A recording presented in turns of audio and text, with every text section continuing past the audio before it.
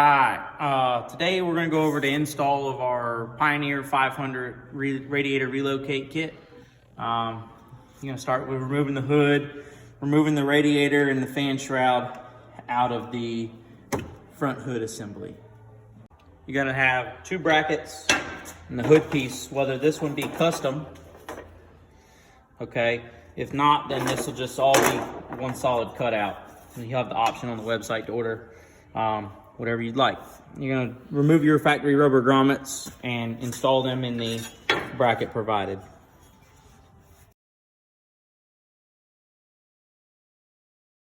You're going to remove your metal pins and put them in a vise and just clearance them with a 1/4 inch drill bit.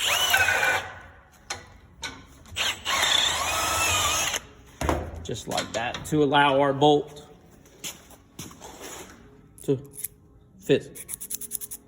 Now with your bolts tightened up, you should have the L bracket shaped towards the rear, and it should have movement like that due to the rubber bushing.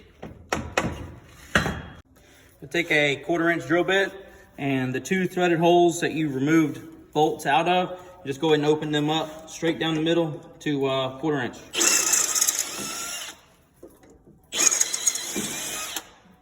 All the way through.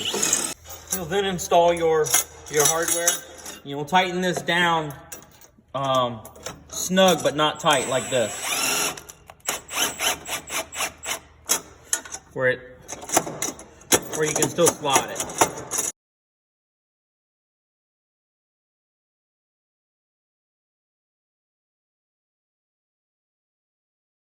All right, next we're going to take our assembly with our bracket on it.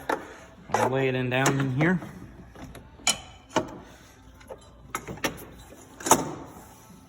You're going to put the rubber grommets into the radiator base.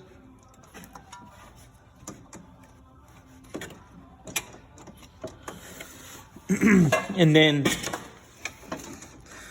this will push back, and then you'll need to either Sharpie mark and remove it, or just drill through the bracket with a 1/4 inch drill bit.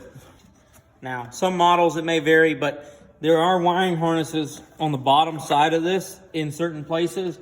So just when you go to drum through the back side, just make sure there's no wires, and if there is, just move them out of the way.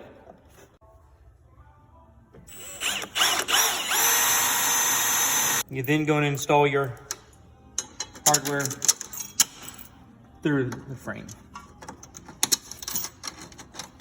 and install washers and nuts on the bottom. Now you got these two tight, the bottom should still be loose, okay? So then you're gonna push where the rubber grommets are, the pins in the bottom of the radiator, you're gonna push that bracket all the way up tight. And then you need to tighten those while holding pressure back. Now that the lower bolts are tight and you have full penetration on the aluminum tabs through the bracket, you could damn near pick the machine up by the radiator. It's solid. Now the upper factory radiator hose has enough. You literally just put a clamp on it, reinstall it. No cutting or extending the hose with this kit on this hose here. You're gonna use the lower radiator hose. You're not gonna cut it or anything. You're gonna put our barb extension right in the end of it and the piece of provided hose. Tighten your clamps and you'll feed this back up to the radiator. Mark where it needs to be cut it, and install your last hose clamp.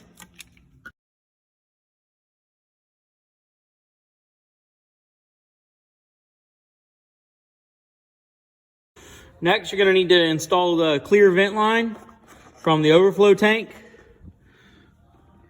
to the top of the radiator. All right, you need to put the vent line on the fan motor before you mount it. Otherwise, it's a booger to get to down here. Last part of the mounting install, you're going to just hook your fan back up. No cutting, no splicing. Simple plug back in and play. All right, next you're going to take your plastic hood and your template provided. And you're going to just center it up on lines here and here. Just get it where it fits nice with it being flat. And you're going to clamp it into place. All right, now you got it clamped in place. All your corners and everything's symmetrical. You know it's straight. If you have this piece or the custom style hood with whatever you want right here, then you're just going to trace out with a Sharpie the two sections. Now, if this wasn't a custom kit, it would have a big section. The whole entire thing would be a cutout. So you're just going to trace that and then mark your holes for the centerpiece. All right, so now for the centerpiece, you're going to trace out the edges of your cutout.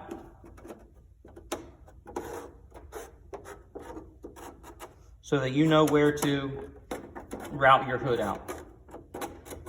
Now you're going to drill holes and through the template and all your billet holes.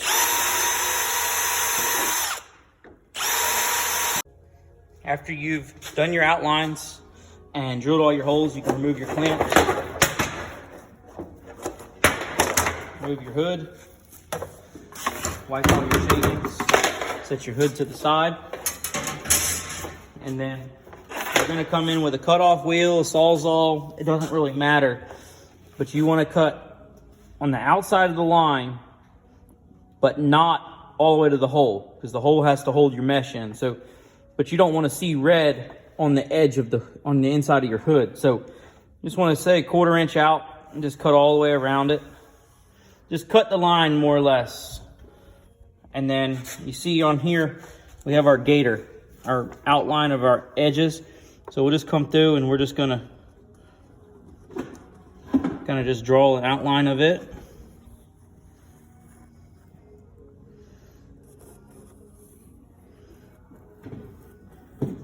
And then we'll just cut that out. That way you don't see any red behind it. All right, now that you've taken the line and about 1/4 inch from around it, you still see all your mounting holes are accessible. Took about 1/4 inch around all the line.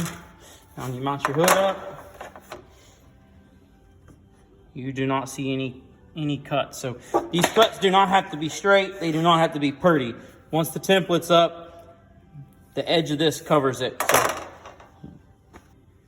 you can cut it, drill 2 holes like this with a drill bit.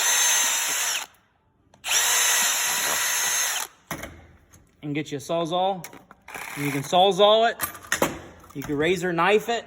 You could get a burr bit and route it. Whatever works for you, whatever you got in the shop. On a custom cut, mesh, it comes big, but if you need to just trim it, just so it's not in the picture there, you can just trim it with dikes.